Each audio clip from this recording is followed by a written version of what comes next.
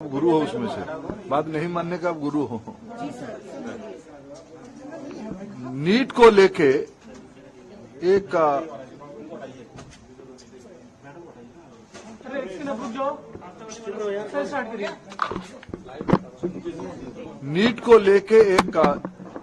फैसला आज supreme court की स्तर से आई है। नीट में इस बार 24 लाख बच्चे परीक्षा दिए थे। कट ऑफ डेट में लगभग 13 लाख विद्यार्थी एग्जामिनेशन को क्वालिफाई किए। 4,500 तरीके सेंटर नीट एग्जामिनेशन के लिए देश भर में होती है। राजेश जी आप थोड़ा क्वाइट रहिए।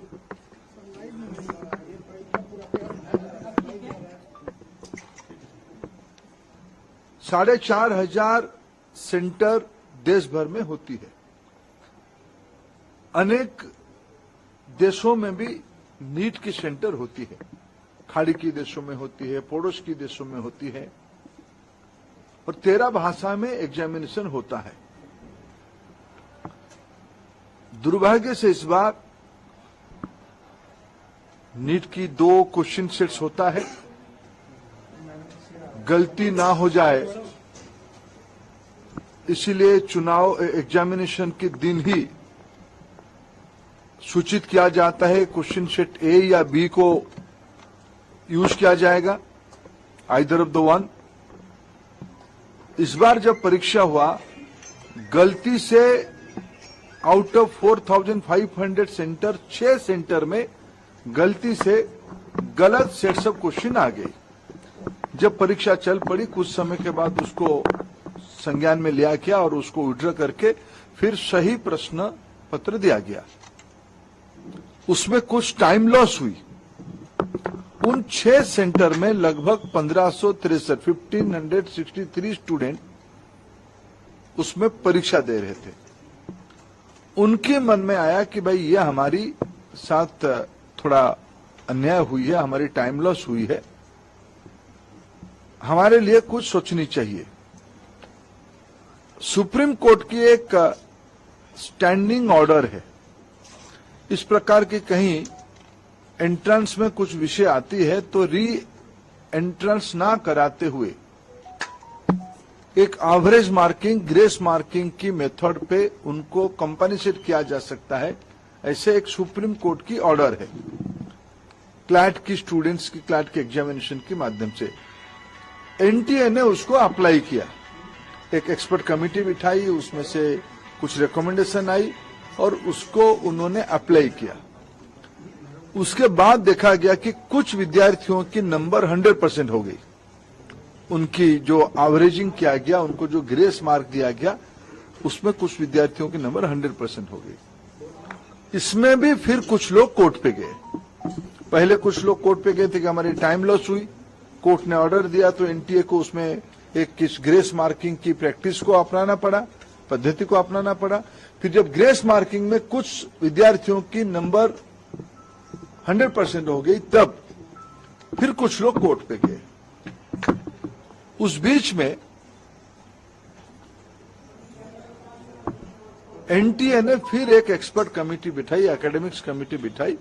उन्होंने कुछ सोच समझ किया और कोर्ट ने आज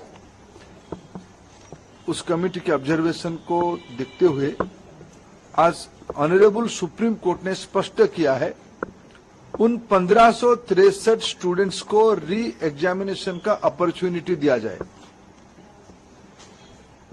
23 जून को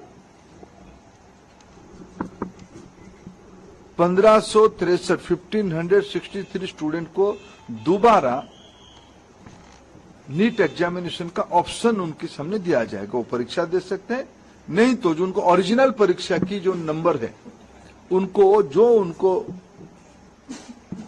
वो परीक्षा उसको भी ऑप्ट कर सकते हैं। नहीं तो अगर उनको उसमें ना देके और एक चांस लेना है तो वो 23 जून को एक बार परीक्षा भी दे सकते, जो चाहेगा। ये आज सुप्रीम कोर्ट के एक बहुत स्पष्टता के साथ ऑर्डर आई है, उसको मैं स्वागत भी करता हूं। शायद उसके बाद नीट को लेके जो एक संशय और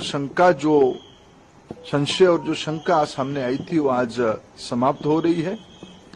कुछ और विषय ध्यान में आई है, सरकार गंभीरता से उस विषय को ध्यान पे लिया है। हमें पूरा पारदर्शिता, कुछ विषय क्वेश्चन लीक की भी आई है, कुछ रिट पिटीशन उसके ऊपर भी लगी और सुप्रीम कोर्ट की संज्ञान में है, उसके ऊपर भी सरकार अपना स्पष्ट मत रखेगा। मेरे जितना जानकारी है, नीट एक कॉम्पिटेंट एग्जामिनेशन करने वाला अथॉरिटी बन चुकी है।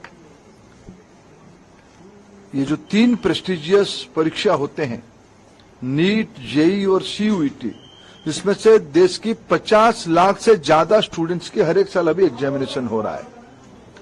विश्वसनीयता बढ़ी है, इसलिए आने वाले दिनों में सारे प्रकार की शंका संशय को दूर करने के लिए और पारदर्शिता लिया जाएगा और जो लोग उसमें कहीं ना कहीं एक आधा जगह पे कुछ गड़बड़ी करने का कोशिश कर भी रहे होंगे, उनके ऊपर कार्रवाई भी लिया जाएगा।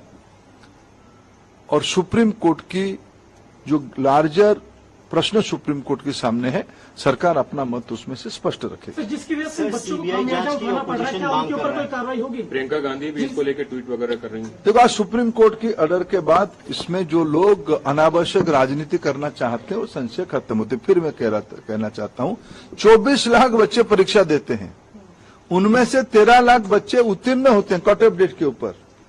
यह समस्या परीक्षा में मिसमैनेजमेंट के कारण 6 सेंटर में 1563 बच्चों की आई है, ये स्टैटिस्टिक्स है। उसके ऊपर भी सुप्रीम कोर्ट की एक मॉडल को हमने अपनाया, उसमें भी कुछ लोग कोर्ट पे गया। आज कोर्ट ने उस फैसला को स्पष्ट किया है, उनको री एग्जामिनेशन कर दिया जाएगा। इसलिए इसमें कोई संशय और शंका की गुंजाइश नहीं है।